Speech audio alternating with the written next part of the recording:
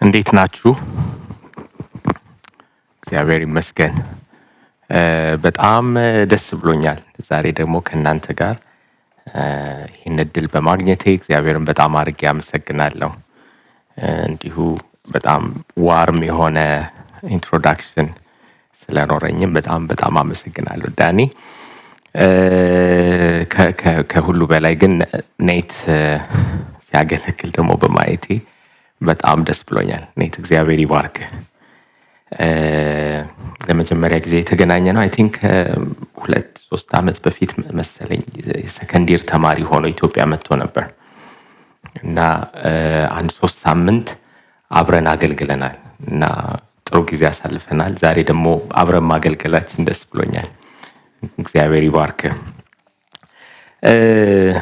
የሚገርመው ደግሞ በጣም ብዙ ኦቨርላፕ አለው። ዛሬ እኔ ከእናንተ ጋር ሼር ማድረጋችሁ ነገር ኔት ከተናገረው ጋር ማለት ነው እና ወደ በኋላ ላይ እንደውም በቃ ዛሬ እኮ እኔ ቢቀርብኝስ አይነት ነገር እያሰብኩ ሁሉ ነበር ማለት ነው። ኔት እግዚአብሔር ይባርክ። በጣም እናመሰግናለን። እግዚአብሔር ይመስገን።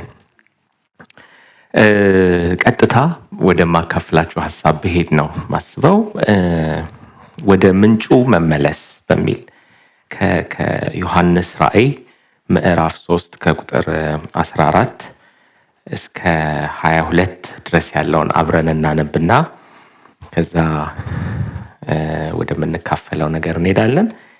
ድሮ ልጅ እያለሁ አባቴ መነጽሬን አምጣ ሲል ምን ማለቱ እንደሆነ አይገባኝም ነበር። አሁን እኔም ባለመነጽር ሆኛለሁ።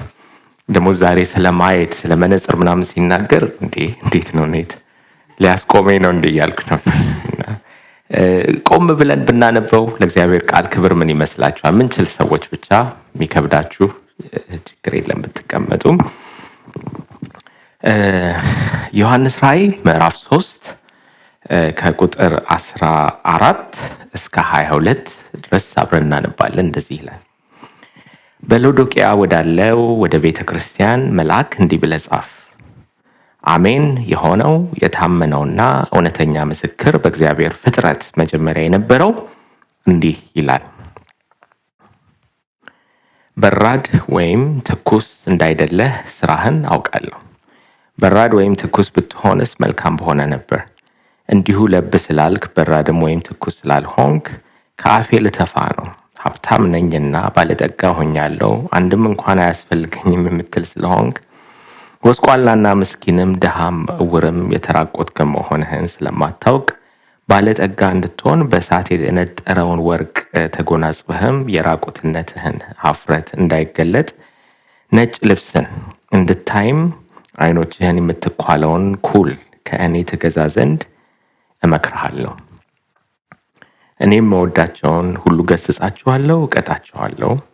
እንግዲህ ቅና፣ ንስሐም ግባ። እነሆ በደጅ ቆሜ አንኳኳለሁ። ማንም ድምፄን ቢሰማ ደጁን ቢከፍትልኝ ወደ እርሱ ገባለሁ፣ ከእርሱም ጋር እራት እበላለሁ፣ እርሱም ከእኔ ጋር ይበላል።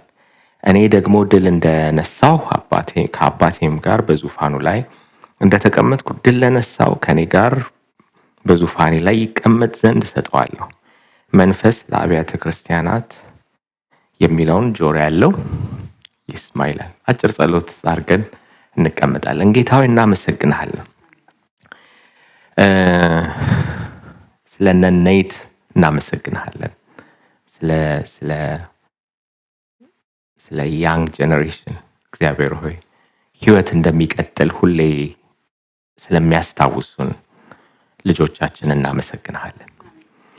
እግዚአብሔር የዘላለም አምላክ ሆይ ስለተናገርከን እስካሁንም በኔት አልፈህ እናመሰግንሃለን። ከአሁንም በኋላ ደግሞ እንድትናገረን ልባችንን እንከፍታለን። እግዚአብሔር የዘላለም አምላክ ሆይ በመካከላችን ሆነ እንድትናገረን ቃልህን እንድትገልጥልን እንለምንሃለን። መንፈስህ ካልሆነ በስተቀር እውነትን ወደ ሰው ሊያመጣ የሚችል እውነትን ወደ ሰው ሊያስጠጋ የሚችል እንደሌለ እናውቃለን። እግዚአብሔር የዘላለም አምላክ ሆይ እንለምንሃለን፣ ቃልህን የሚገልጥልንን መንፈስ ስጠን።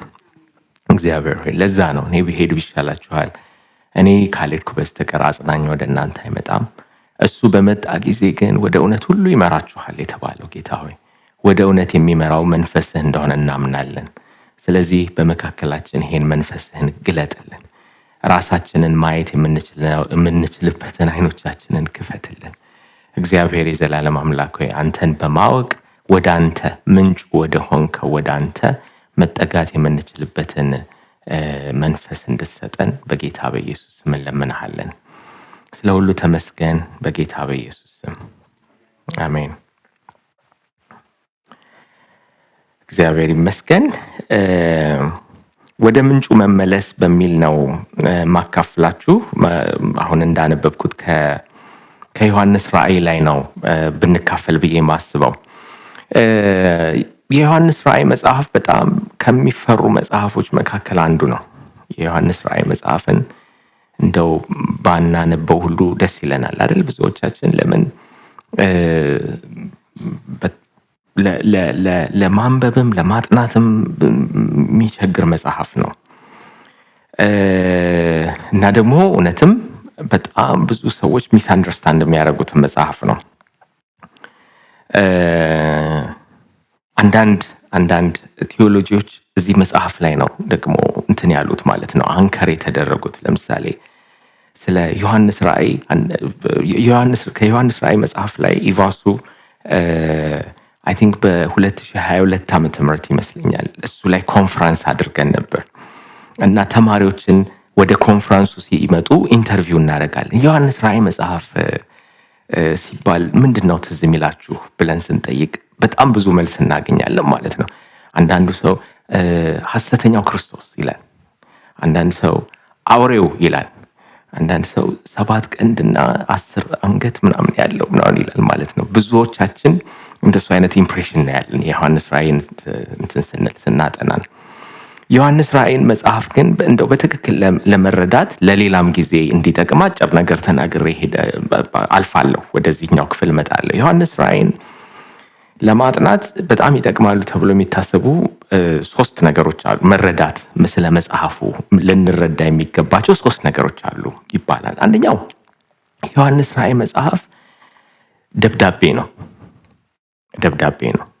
አሁን ሳነብ ካስተዋላችሁ ለሎዶቅያ የተጻፈ መልእክትን ያነበብኩት እና መጽሐፉ ገና ደግሞ ሲጀመር ለ7ቱ አብያተ ክርስቲያናት ከዮሐንስ ፍጥሞ ደሴት ይባላል። ያኔ ፍጥሞ ደሴት ላይ ተቀምጦ ከዮሐንስ የሚባለው ሰው ከዛ ቤተ ክርስቲያኖች አሉ ደግሞ 7 አብያተ ክርስቲያናት ኤፌሶን፣ ሰርመኔስ፣ ጴርጋሞን፣ ቲያጥሮን፣ ፊላደልፊያ፣ ሎዶቅያ ምናምን የሚባሉ 7 አብያተ ክርስቲያናት አሉ። ለነሱ የተጻፈ ነው እና ከአለው ለአለው ትዝ ይላችኋል። ድሮ ደብዳቤ ሲጻፍ ሲያስተምሩን ማለት ነው። ፖስታ እቺ ሰማያዊ ቀይ ምናምን ያላት ፖስታ ማለት ነው እና ከአለው እዚህ ጋር ነው የምትጽፉት ተብለን ስናስተምር ብሎ እንደዚህ እንደሚባለው ከና ለአለው። ስለዚህ ደብዳቤ ነው። ስለዚህ እንደ ደብዳቤ ልናነበው ይገባል ማለት ነው። ሁለተኛው እንደ ትንቢት መጽሐፍ ልናነበው ይገባል። አሁን ትንቢት የሚለውም በእኛ በኢትዮጵያውያን ወንጌላውያን ዘንድ ትንቢት የሰራዊት ጌታ እግዚአብሔር እንደዚህ ይላል ተብሎ ስለ ወደፊት የሚነገር ነው ብዙ ጊዜ የሚመስልን። ግን በተለይ ትንቢት ሩት የሚያደርገው እንግዲህ የትንቢት መጽሐፍት የሚባሉት የብሉይ ኪዳን መጽሐፎች ላይ ከሆነ እና እነሱን በደንብ ለመረዳት ከሞከራችሁ ትንቢት ወይም ነቢያት ምናምን የሚባሉት ነገሮችን የምታገኙት የክራይሲስ ዘመን መልእክተኞች ናቸው። ያው ቀውስ በሚመጣበት ጊዜ እግዚአብሔር ይልካቸዋል ህዝቡን ለመገሰስ፣ ህዝቡን እንዲመለስ ለማድረግ የሚላኩ ምኖች ናቸው፣ መልእክተኞች ናቸው። ስለዚህ ሄደው ትንቢት ይናገራሉ እና የትንቢቱን ይዘት ስትመለከቱ ስለ ወደፊት መናገር ሊኖርበት ይችላል። ግን በዋናነት የሚነገረው ለምንድን ነው ሲባል እውነት ነው የሚናገሩት፣ እውነትን መናገር ነው። ስለዚህ ትንቢት ብዙ ሰው እንደሚናገረው ፎርዝ ቴሊንግ አለው፣ ፎር ቴሊንግ አለው። ምን ማለት ነው? እውነትን መግለጥ፣ እውነትን ማስተማር አለው። ግን ደግሞ ስለ ወደፊቱም ስለሚመጣው ነገር ሊናገሩ ይችላሉ። የዮሐንስ ራእይንም ስትመለከቱ በዛ ዘመን ለነበረ ቤተክርስቲያኖች ለገቡበት ክራይሲስ እንደ መልስ ተደርጎ የተጻፈ ደብዳቤ ነው። የትንቢታዊ ይዘትም ያለው ነው። ሶስተኛው ደግሞ የመገለጥ መጽሐፍም ነው። አፖካሊፕቲክ ነው። አፖካሊፕቲክ ማለት የሆነ በራእይ ነው። ኦኬ በቪዥን መልክ እንትን ያለ ነው እና ቪዥን ውስጥ ግን የተለያዩ ምስሎች አሉ። እነዛ ምስሎች የተብራሩበት ነው። በነገራችን ላይ እዚህ መጽሐፍ ውስጥ በጣም ብዙ ምስሎች አሉ። ቅድም ያልኳቸውን የመሳሰሉ ማለት ነው። አውሬው ወጣና ከባህር እንደዚህ ያለ ዘንዶ የሚመስለው እንትን አለ። የቀድሞ እባብ ምናምን የሚሆነው እንትን አለ። ከዛ ደግሞ ቁጥር አየው። ደግሞ ቁጥርም አለው አይደለ? 666 የሚል ቁጥር አለ። እነዚህ ነገሮች በሙሉ የተገለጡበት ነው። እነሱ ግን ዳይሬክት እንትኖች አይደሉም። ምንድነው ትርጉም ልንሰጣቸው የሚችሉ አይደሉም። ራዘር በዛ ዘመን ከነበሩ አውዶች ጋር እናያቸውና አጣጥመን ምን ለማድረግ እንሞክራለን፣ ለመተርጎም እንሞክራለን። ስለዚህ የመጽሐፉን ምንነት መረዳት በጣም ወሳኝ ነው። የደብዳቤ መጽሐፍ ነው፣ የትንቢት መጽሐፍ ነው። ከዛ አት ሴም ታይም ምንድን ነው አልኩኝ፣ የራእይ መጽሐፍ ነው፣ አፖካሊፕቲክ ነው። ይሄን ከተናገርኩ ምዕራፍ 2 እና ምዕራፍ 3ን ካያችሁ ደግሞ በማይነር ኤዥያ አካባቢ ያሉ ስፔሲፊክ ቸርቾች አሉ፣ ቤተክርስቲያኖች አሉ እና ለነዛ ቤተክርስቲያን የተጻፉ ናቸው። የሚገርማችሁ በኋላ ላይ እናንተ ጉግል አድርጋችሁ ልታያቸው ትችላላችሁ። ስልኬ ላይ ለማውጣት ሞክሬያለሁ። ምናልባት ፊት ለፊት ያላችሁ ልታያቸው ትችላላችሁ። ቁጥሮች አሏቸው ማለት ነው። ቁጥር 1 ቁጥር 2 ምናምን ያላቸው ማለት ነው። እና የሚገርማችሁ የተደረደሩት በእንትን ነው። ምን ማለት ነው?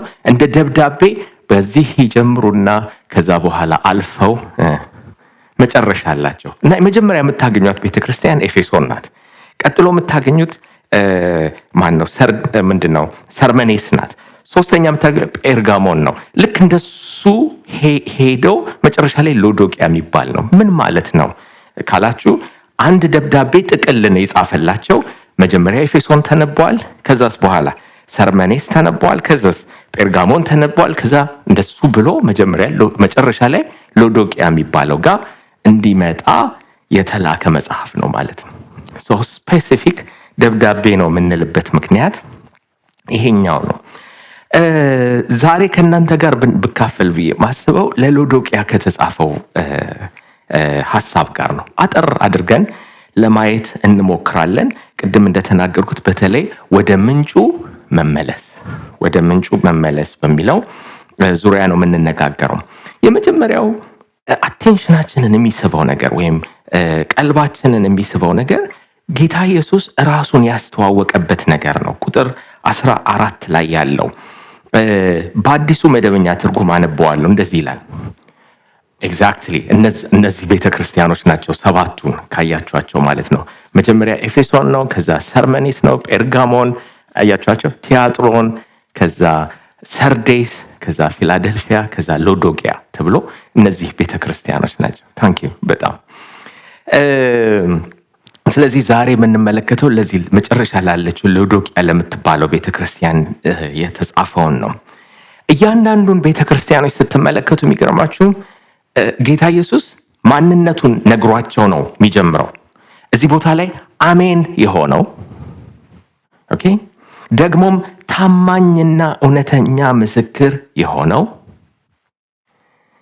ሶስተኛውን ነገር ነው የምፈልገው። ምን ይላል? የእግዚአብሔር ፍጥረት ምንጭ የሆነው እንዲህ ይላል ብሎ ነው የሚጀምረው። አዲሱ መደበኛ ትርጉም የያዛችሁ ልታዩት ትችላላችሁ። በተለይ የመጨረሻዋ ፍሬዝ ናት አቴንሽንን የምትይዘው። የእግዚአብሔር ፍጥረት ምንጭ የሆነው እንዲህ ይላል። እግዚአብሔር ምንድን ነው? የፍጥረት ሁሉ ምንድን ነው? ምንጭ ነው። የፍጥረት ሁሉ ሶርስ ነው። ስለዚህ ምንጭ የሆነው ምን ይላል? ይናገራል። ምንጭ የሆነው ይናገራል። ምን ብሎ ነው የሚናገረው? ቁጥር 15 ምንጭ የሆነው ጌታ ኢየሱስ ምን ብሎ ነው የሚናገረው? በራድ ወይም ትኩስ እንዳይደለ ስራህን አውቃለሁ። በራድ ወይም ትኩስ ብትሆንስ መልካም በሆነ ነበር። እንዲሁ ለብ ስላልክ በራድም ወይም ትኩስ ስላልሆንክ ከአፌ ልተፋህ ነው ይላል። አሁን ብዙዎቻችን ይሄን አጥንተ ነው ሊሆን ይችላል። ወይ ቀዝቅዝ ወይ ሙቅ ብለን ነው ምን ተረጉመው አይደለ? ብዙዎች ወይ ቀዝቅዝ ወይ ሙቅ። ሪሊ ግን ጌታ ኢየሱስ እንደዛ እያለ ነው? ምን ማለት ነው ሙቅ? አሁን በክርስትና ህይወት ሙቅ ጥሩ ነው። ለምሳሌ ጌታ ኢየሱስ ግን ሪሊ ቀዝቅዝ ወይ ይላል? አይ ሪሊ ዳውት። ይሄን ለማስረዳት ልሞክር። ምን እያለ ነው ጌታ ኢየሱስ ወይም ዮሐንስ የሚጽፍላቸው ሰዎች? ሎዶቅያን ስትመለከቷት ነው የሚገባን። ሎዶቅያ ታች ያለችዋ ማለት ነው። ከላይ አንድ የሚያዋስናት ከተማ አለች። ምን የሚባል ሂሪያፖሊስ የምትባል አንድ ከተማ አለቻት። ሂሪያፖሊስ ትባላለች። ወል ከዛ ጊዜ ጀምሮ ነው እንግዲህ ፖሊስ የሚባለው ነገር እንደ ቃል ያለው ማለት ነው። ለምሳሌ ትላንትና አናፖሊስ የሚባል ነበር እኮ ሜሪላንድ ውስጥ አለ አይደል? አናፖሊስ። እሺ ሚኒሶታ ደግሞ ምን አለ? ሚኒያፖሊስ የሚባላል። አይ ቲንክ በጣም ብዙ ፖሊሶች ይኖራቸዋል። ፖሊቲ ማለት የህዝብ የተከማቸበት እንደሱ ማለት ነው። ሂሪያፖሊስ የምትባል አንድ ከተማ አለች። ሂሪያፖሊስ የምትታወቀው በመድኃኒት ሊሆን የሚችል ውሃ ያለባት ከተማ ናት። ፍል ውሃ አለ። በጣም ሞቅ የሚያቃጥል ትኩስ ውሃ ግን ደግሞ ሚኒራል ያለበት አይነት ማለት ነው። ድሮ እኛ አገር እናንተ የምታውቁ ይመስለኛል ሶደሬ ሄዳችሁ ለበሽታ ጥሩ ነው ምናምን እንደሚባለው አይነት ከተማ ናት ያለባት ከተማ ናት። የሚገርመው ይሄ ወንዝ የሚፈሰው ወደ ምንድን ነው ሲባል ወደ ሎዶቅያ ነው የሚመጣው ፈሶ። ከዛ ደግሞ አት ሴም ታይም ደግሞ ወደ ሳውዝ ኢስት ደግሞ ቆላሲያስ የምትባል ከተማ አለች። እሷም ደግሞ ከፍ ያለች ከተማ ናት። የሚገርመው እና ምንድነው እዛስ ያለው ሲባል እዛ ደግሞ በጣም የሚገርም ቀዝቃዛ ውሃ አለ። ኦኬ፣ በጣም ቀዝቃዛ ለመጠጥ የሚሆን ውሃ አለ። የሚገርመው ይሄም ደግሞ የሚፈሰው ወደ ምንድን ነው? ወደ ሎዶቅያ ነው የሚፈሰው። ግን ከማን ነው ከቆላሲያስ ወደ ማን ነው ሎዶቅያ 11 ማይል ያክል ተጉዞ ስለሚመጣ ውሃ የቱርክ በረሃ ውስጥ ነው እንግዲህ አሁን ያለው ቱርክ ማለት ነው። በጣም የሚያቃጥል አካባቢ ነው። ምን ሆኖ ነው የሚመጣው? ለብ ብሎ ነው የሚመጣው። ከላይ ትኩሱ ውሃ ወደ ሎዶቅያ ሲደርስ አሁንም ለብ ይላል፣ ይቀዘቅዛል። ቀዝቃዛ ውሃ ደግሞ ምን ያደርጋል? ለብ ብሎ ይመጣል። እና ሁለቱ ደግሞ ይመጡና አይ ቲንክ ሳይቀላቀሉም አይቀርም። እና መጨረሻ ላይ የሚገኘው ውሃ ወይ ለመጠጥም አይሆን ወይ ለመድኃኒትም አይሆን ነው። ችግሯቸው ምንድነው? የሎዶቅያ ችግሯ ምንድነው ምናምን ሲባል ከሁለቱም ምንጭ አልሆነችም። ገብቷችኋል?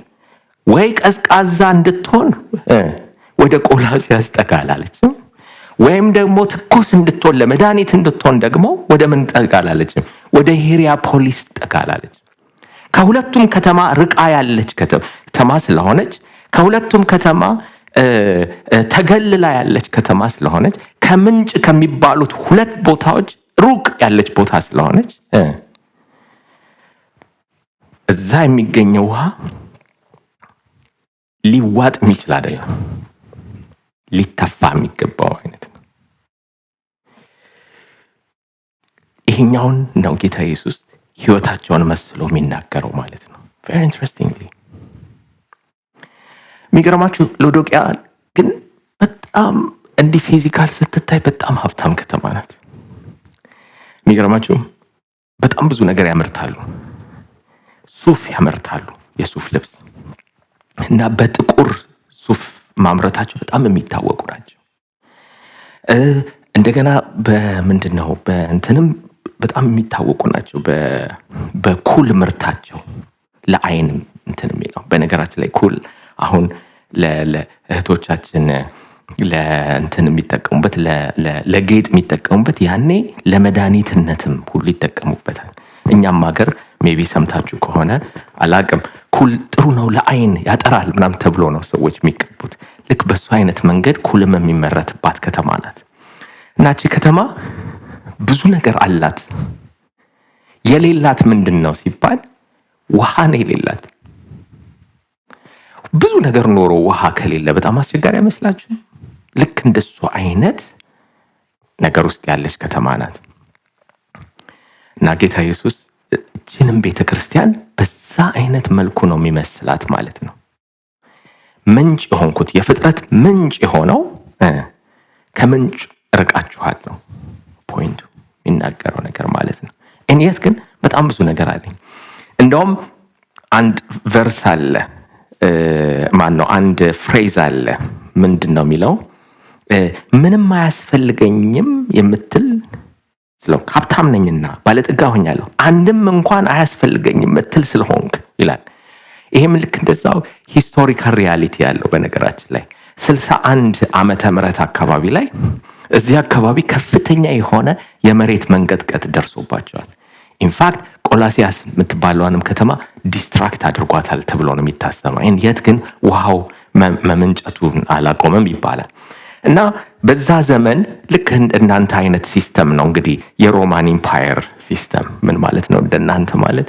ለምሳሌ አሁን ስቴት የሆነ ችግር በሚደርስበት ጊዜ ከፌዴራል ሪዘርቭ ገንዘብ ወጥቶ ያን ስቴት ይረዳል አይደለ? አሁን የሆነ ሃሪኬን ወይ ዋቴቨር በሚደርስበት ጊዜ ልክ እንደሱ እንደሚደረገው በዛም ጊዜ ችግር ለደረሰባቸው ከተሞች ከዋናው የሮማን እንትን መቀመጫ ገንዘብ ይሰጣቸዋል ለነዛ ከተሞች። ሌሎቹ በሙሉ ተወዳድረው ነው የሚወስዱት። እቺ ከተማ በጣም ሀብታም ስለሆንኩ አያስፈልገኝም ብላ ነበር።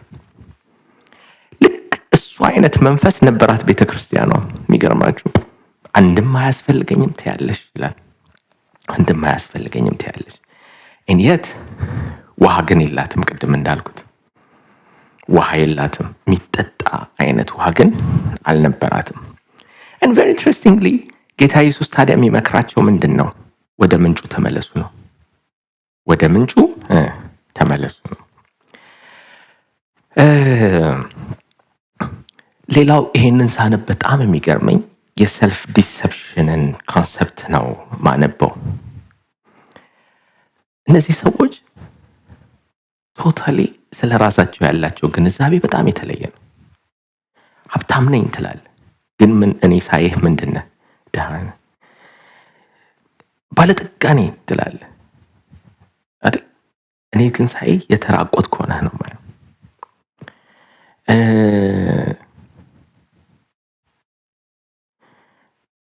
እና ይሄን ሀፍረትህን ለመሸፈን ወርቅ የሆነ ነገር ለማግኘት የምትፈልግ ከሆነ እንደገና ደግሞ እንድታይና አይኖችህም ደግሞ የበለጠ እንዲያዩ ወደ ማና ነው የሚለው? ወደ እኔና እኔ እሰጥሃለሁ ነው የሚለው። ቅድም እንደተናገርኩት ነው። ለምን? እሱ የፍጥረት ሁሉ ምንድን ነው? ምንጭ ነው። የፍጥረት ሁሉ ምንጭ ነው።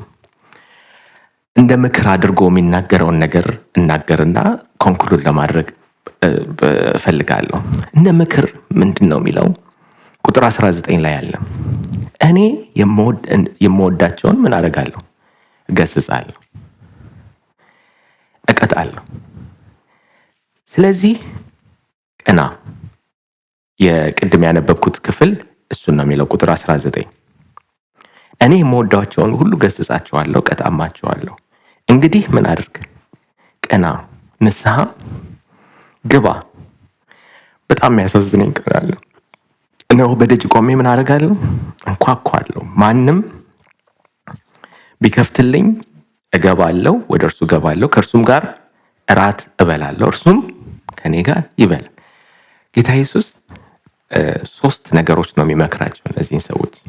አይ ቲንክ ዛሬ እነዚህን ነገሮች ትንሽ ሪፍሌክት አድርገን ጸልየን እንጨርሳለን። የመጀመሪያው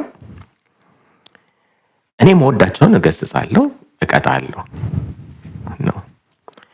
ኢንፋክት እነዚህ ሰዎች እየሆኑ ያሏቸው ነገሮች ይኖራሉ እና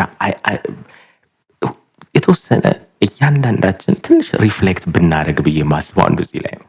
አንዳንዴ ብዙ ነገሮች ይሆናሉ አካባቢያችን። ማንቂያዎች ናቸው፣ ማንኳኳቶች ናቸው። የሚገርመው ሎዶቅያ አንዱ ትልቁ ማንኳኳት የገጠማት ምንድን ነው? የምድር መናወጥ ገጥሟታል። በጣም ብዙ ነገር ዲስትሮይድ ሆኖባታል። ኤንየት ኮሚኒቲው ምንድን ነው ማድረግ የፈልገው? ላይፍ አስ ዩዥዋል መቀጠል ነው የፈልገው። they don't want to pay attention. ምንድን ነው የሆነ ያለው? ከንግግሩ ይኸውላችሁ ካታስትሮፊክ የሆነ ነገር መጣ፣ ወይም የሆነ ፔን የሚሰጥ ነገር መጣ፣ ሎስ የሚባል ነገር መጣ አለ and yet they don't want to pay attention። ለካ ግሳጼ ነው፣ ለካስ ቅጣት አይነት የሚመስል ነገር ነው። I'm not saying ችግር በሙሉ የእግዚአብሔር ቅጣትና ችግር በሙሉ የእግዚአብሔር ግሳጼ ነው እያልኩ አይደለም። አንዳንድ ጊዜ ግን ማንቂያ ደውል ሆኖ እናየዋለን። አንዳንድ ጊዜ በህይወታችን ውስጥ የሚያጋጥሙን በጣም ብዙ ነገሮች ምኖች ናቸው? ማንኳኳቶች ናቸው። አቴንሽን የሚፈልጉ ነገሮች ናቸው። ሶ ፔይ አቴንሽን። እንደውም አንድ ትርጉም ምንድን ነው የሚለው? ቢ ኢንቱዚያስቲክ ነው የሚለው። ምን ማለት ነው? ለማወቅ እስቲ ቅና ማለት ምን ማለት ነው? ምን እየሆነ ነው? አካባቢ ያለው ነገር ከእግዚአብሔር ንግግር ጋር ግንኙነት አለው ብለህ ምን በል? ቢ ኢንቱዚያስቲክ። ቅድም ኔት እኮ ሲነግረን ነበር አይደል? ኦኬ አሁን ፈሪሳውያን የቅድሙ እንትን ላይ ምንድን ነው ችግራቸው? ምንም አይነት ነገር ቢናገራቸው they are fixated። ገብቷቸዋል? they are fixated። በቃ ምንም ነገር ማየት አይፈልጉም ከወጋቸው በላይ ወግ አጥባቂዎች ናቸው። አንዳንድ ጊዜ በጣም ኮንሰርቫቲቭ ነን አይደል? አንዳንድ ለእንትኖቻችን፣ ለሩቲኖቻችን፣ ለፓተርኖቻችን። እግዚአብሔር ግን ምንድን ነው እየተናገረ ያለው? through the circumstances that we are in። ሾክ ብዙ ጊዜ እንትን ነው። በነገራችን ላይ ዓለም በጣም ሼክ እያደረገች ነው አይደል? በደንብ እስቲ እንትን እንደ ክርስቲያን አሜሪካ ውስጥ እንዳላችሁ ኢቫንጀሊካል ክርስቲያንስ ምንድን ነው እየሆነ ያለው? መዝሙር ምዕራፍ 46 ሰሞኑን በጣም እያነበብኩት ያለ ነገር ነው። ዓለም ሁሉ ብትነዋወጥ እኛ ምን አንልም አንፈራም ምናምን ይልና ከዛ በኋላ የእግዚአብሔር ከተማ ውስጥ ግን ወንዞች ይፈሳሉ ምናምን ይልና እሷ ግን አትናወጥም ይላል። ለምን? እግዚአብሔር ስላለባት ይላል። መናወጥ ውስጥ በምንገባበት ጊዜ ግን ኦኬ እኛ አርፈናል። ኢትስ ኦኬ በጣም አብረን እየተናወጥን ከሆነ ግን ለምንድን ነው እግዚአብሔር እያናወጠን ያለ? ምድር መናወጥ ሲባል አንድ ነገር ዝም ብዬ ልንገራችሁ። ሁለተኛ ልጃችን ተወልዳ በሁለተኛው ሳምንት ኢትዮጵያ ምድር መንቀሳቀስ ነገር ጀምራ ነበር። መንቀጥቀጥ ነገር ማለት ነው። እና ልጃችንን ሌሊት ተነሳች። ባለቤት ትንሽ አሟት ስለነበር እኔ ነኝ ሹሩሩ ምናምን ብዬ አንቀጥቅጬም ምን ማስተኛት ማለት ነው። እና እንደምንም እሷን አስተኝቼ እኔ አልጋ ላይ ትንሽ ጋደም እንዳልኩ ምድር ያው መንቀጥቀጥ አይነት ነገር ሀፕን አደረገ። ተንቀጠቀጠ ሲባል ነው ብዙ ጊዜ የምሰማው እንጂ እኔ አይሰማኝም ከተኛው። እና የዛን ቀን ግን ስለነቃው ተሰማኝ። እና እንደውም ቀለድኩኝ። በቃ ራሴ በራሴ ቀልጄ በራሴ መስቅባቸው ሞመንቶች አሉ። ጌታ እኔንም ደግሞ ሽሩሩ ልትለኝ ነው እንዲህ አይነት እንደሱ አይነት ነገር ተሰምቶ ብቻ ምን ለማለት ነው? ሽሩሩ እያለን አይደለም ማለት ነው። ሲናወጥ we need to pay attention enthusiastically ጌታም ምንድን ነው እያለ ያለው የሚለውን መረዳት በጣም ወሳኝ ነገር። ሁለተኛው ምንድን ነው የሚለው? ንስሐ ግባ። ንስሐ ግባ። እኔ አንድ ጊዜ ምን ብዬ ተናግሬያለሁ? ኢትዮጵያ ውስጥ እኮ እላለሁ። ኢትዮጵያ ውስጥ ሲባል ያው ኢትዮጵያኛ ብቻ ሳይሆን በነገራችን ላይ እዚህም የምትኖሩት ብዙ ካልቸር ሼር እናደርጋለን አይደል? ብዙ ሼር የምናደርገው ነገር አለ። በጣም ሚስ አንደርስታንድ ያደረግነው ቃል ንስሐ ይመስለኛል። ንስሐ ተገናኝቶ አንድ 3 ቀን ያክል ትንሽ ደፋር ልሆን ተርቦ ጾሙን ነው። እሺ ተርቦ ከዛ ትንሽ አለቃቅሶ መበተን ነው የሚመስለን ንስሐ። እና እኔ ምን ብዬ ተናግሬያለሁ? እንዲህ አይነት ንስሐ ራሱ ንስሐ ይፈልጋል። ንስሐ ራሱ ይፈልጋል። በደንብ ካሰባችሁ ንስሐ ምንድን ነው? ሰውየው የሄደ የነበረው እንዲህ ከሆነ ከዛ መመለስ አለበት። ቅድም ኦቨርላፕ የሚያደርግ ነገር አለ ኔት ከተናገረው ነገር ጋር ብዬ ያሰብኩት ይህን ሳስብ ስለ ጆን ኒውተን እያሰብኩ ስለሆነ ነበር። ጆን ኒውተን ትዝ ይላችኋል፣ አሜዚንግ ግሬስ የሚለውን መዝሙር የዘመረው ማለት ነው። ምን ነበረ ታሪኩ? የባሪያ ነጋዴ ነበር። የመጀመሪያው ኮንቨርዥኑ እጅግ በጣም አጸያፊ ህይወት ውስጥ የነበረ ሰው ነው በነገራችን ላይ። አይንየት በ1748 አካባቢ ላይ ከፍተኛ የሆነ አውሎ ንፋስ ገጠመው። ሴል እያደረገ መርከብ ውስጥ ባሪያዎች ይዞ በተአምር ተረፈ። እኔ አሁን ቅድም እኮ ያልኳችሁ እንትን ነው፣ መናወጥ ነበረበት ህይወት ውስጥ። አንዳንድ እግዚአብሔር ኮንቨርዥን ሊያመጣ ነው እንደሱ አይነት ነገር የሚልከው ማለት እኮ ነው። ከፍተኛ የሆነ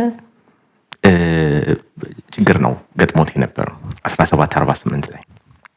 በኋላ ላይ በ1754 አካባቢ ላይ ረጅም ጊዜ ፈጅቶበታል ወደ ውሳኔ ለመምጣት። ህይወቱ ተለወጠና ወደ ክለርጂነት ገባ ማለት ቄስ ሆነ እና በ1954 አካባቢ ማለት ነው እና በ19 አይደለም 1754 ከዛ 1773 ላይ ነው አሜዚንግ ግሬስ የሚለውን መጽሐፍ የጻፈው።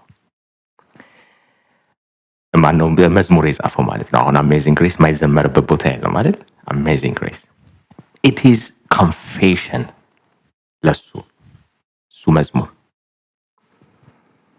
ኮንፌሽን ነው የነበረው። በኋላ ላይ ይሄ ነው የኔ ፖይንት፣ የባሪያ ንግድ የሚቃወም ሙቭመንት ሲጀምር ዊሊያም ዊልበርፎርስ የሚባል እንግሊዝ ሀገር የነበረ ፖለቲከኛ የባሪያ ንግድ መቆም አለበት፣ ይሄ የአቦሊሽን አክቲቪዝም የሚባለው ውስጥ ይሄ ቄስ ተሳተፈ። ድሮ ምን ነበር? ባሪያ ነጋዴ ነበር። አሁን ምንድን ነው እየሰራ ያለው? የባሪያ ንግድ መቆም አለበት የሚል አክቲቪዝም ነው እየሰራ ያለው። ወንድሞች እና እህቶች፣ ንስሐ ማለት እሱ ነው። ድሮ እንዲህ ነበር የሚያደርገው። አሁን ምንድን ነው የሚያደርገው? ተቃራኒውን ነገር ነው የሚያደርገው። የድሮን ህይወት ነው የሚቃወመው። ግልጽ ነው ያልኩት ነገር። እግዚአብሔር እንደሱ አይነት ንስሐ ላይ ያምጣን። አሜን። ንስሐ መግባት ማለት እሱ ነው። ከዛ ስቲል ጌታ ኢየሱስ ምንድን ነው እያለ ያለው? በር ላይ ቆሜ ግን ምን አደርጋለሁ? አንኳኳለሁ። ስቲል ኖክ እያደረገ ነው። ኖክ የሚያደርገው አንዳንዴ በአውሎ ነፋስ ነው፣ አንዳንድ ጊዜ እንደዚህ ባለ የእግዚአብሔር ቃል ንግግር ውስጥ ነው። በጣም ብዙ ኖክ የሚያደርግባቸው መንገዶች አሉ፣ የሚያንኳኳበት ማለት ነው።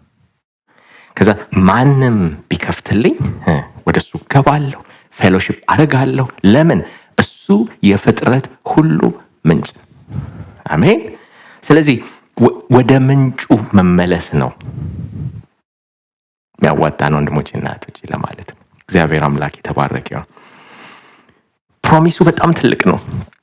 መጨረሻ ላይ ቁጥር 21 እና 22 ላይ ያለው እኔ ደግሞ ድል እንደነሳሁት ከአባቴም ጋር በዙፋኑ ላይ እንደተቀመጥኩ ድል ለነሳው ከኔ ጋር በዙፋኔ ላይ ይቀመጥ ዘንድ እሰጠዋለሁ።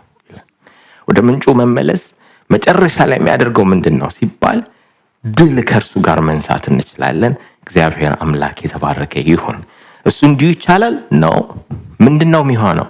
እስቲ let's pay attention to what's going on around us። ምንድን ነው ይሆን ያለው አካባቢያችን? እግዚአብሔር እየተናገረን ያለው ነገር ይኖር ይሆን? የመጀመሪያው። ከዛ ግን ሁለተኛው ከተናገረን ደግሞ እውነተኛ መመለስ፣ እውነተኛ የአቅጣጫ መለወጥ ገብቷችኋል? ልክ እንደ ጆን ኒውተን ማለት ነው። ድሮ የባሪያ ንግድ ውስጥ ነበርኩ፣ አሁን ምንድን ነው? እስቲ ለባሪያ ንግድ ውስጥ እሳተፋለሁ፣ ግን ስለ ባሪያ ንግድ ክፉነት 7 ነጥቦች እናገራለሁ። አይደለም ግልጽ ነው ያልኩት ነገር። አንዳንድ ሰው በጣም እንትን ነው። አንዳንድ ሰው ስለ ጥፋቱ ኤክስፕላኔሽን መስጠት በጣም እንትን ያደርጋል። የት በዛው አይነት ህይወት ውስጥ ኖሮ ማለት ነው። ጌታ ኢየሱስ እዚህ ቦታ ላይ ግን ቻሌንጅ የሚያደርጋቸው የሎዶቅያን መልአክ ወይም አገልጋዮች ምንድን ነው የሚለው? ተመለሱ፣ ንስሐ ግቡ። ምን ማለት ነው? እንዲህ ትሄዱ ነበር አይደለ? ከምንጩ ርቃችኋል አይደለ? ስለዚህ ወደ ምንጩ ተመለሱ፣ በሮቹን ክፈቱለት፣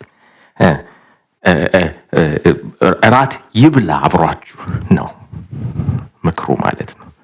እግዚአብሔር አምላክ የተባረከ ይሁን። አጭር ጸሎት አድርገን እንጨርሳለን። እግዚአብሔር አምላካችን ሆይ እጅግ አድርገን እናመሰግንሃለን። ስለ ሁሉ ነገር ተመስገን። ጌታ ሆይ በመካከላችን ስለነበርክ ተመስገን። ጌታ ሆይ አሁንም እጸልያለሁ በተለያየ አይነት ነገር ውስጥ ያለን ሰዎች እዚህ ውስጥ ብንኖር ሚኒንግ ያለው ነገር ከሆነ ጌታ ሆይ እንዲገባን ምን እየተናገርከን እንደሆነ ቅድም ኔትም ሲናገር እንደነበረው ከኛ ዴፊኒሽን ውጪ ወጥተን አንተ የምትናገረውን ነገር እንዲገባን እንድትረዳን ለምንሃለን። አይኖቻችንን ክፈት። መመለስ ይሆንልን ጌታ ሆይ መመለስ ይሆንልን። አንተ ወደምትፈልገው አቅጣጫ ስንሄድበት ከነበረው አቅጣጫ በጣም በተለየ አይነት አቅጣጫ እንድትመልሰን እንለምንሃለን። ሁሉ ነገር ኖሮን ጌታ ሆይ ግን ውሃ ከሌለን፣ ላይፍ ከሌለን፣ እርካታ ከሌለን ጌታ ሆይ ምን ይጠቅመዋል? ሰው ዓለምን ሁሉ ቢያተርፍ ነፍሱን ቢያጎድል ምን ይጠቅመዋል እንደሚል ጌታ እግዚአብሔር የዘላለም አምላክ ሆይ እንዲህ እንድታደርግልን እንለምንሃለን። ወደ አንተ እንመለሳለን። መልሰን ደግሞ ጌታ እግዚአብሔር ሆይ ስለ ሁሉ ነገር ተመስገን። በጌታ በኢየሱስ ስም አሜን። እግዚአብሔር ይባርካችሁ።